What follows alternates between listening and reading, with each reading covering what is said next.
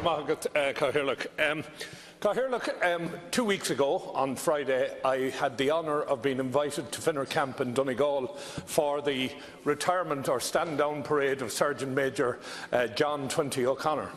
And at that parade, I listened to John O'Connor recount his rescue in the Lebanon 40 years ago, where O'Connor had just arrived in the Lebanon, went on duty and was wounded, severely wounded, and while lying dying on the ground, the then Sergeant, now retired Sergeant Major Dick O'Hanlon, Corporal Martin Fahy, under fire from enemy and under fire from mortar and light rifle fire, went 400 metres and collected O'Connor and brought him back to a bunker, and from there, under fire, brought him to a medical treatment plant.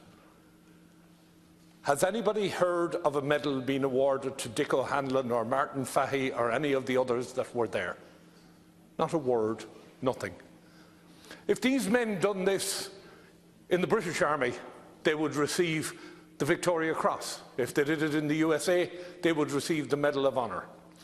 We are a begrudging, mean country in the way we treat our defence forces. We have the story going back last year, and I know, Leader, that you have supported the men of Jadiville.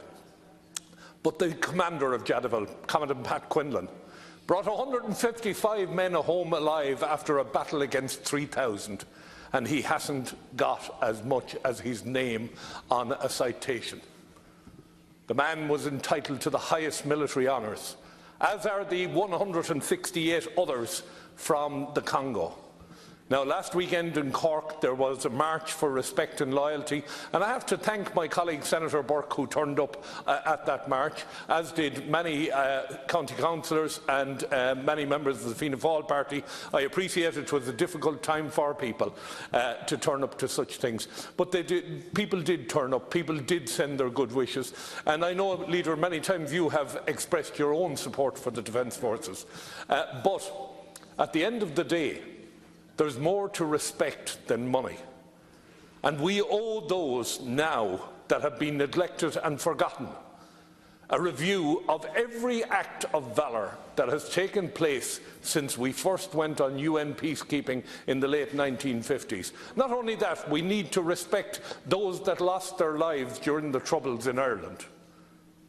It's a small thing for most of us. It's a big thing for their families. And, Leader, I'm asking you today for your support in this quest to right the wrongs of the past. It is never, ever, ever too late to right the wrong.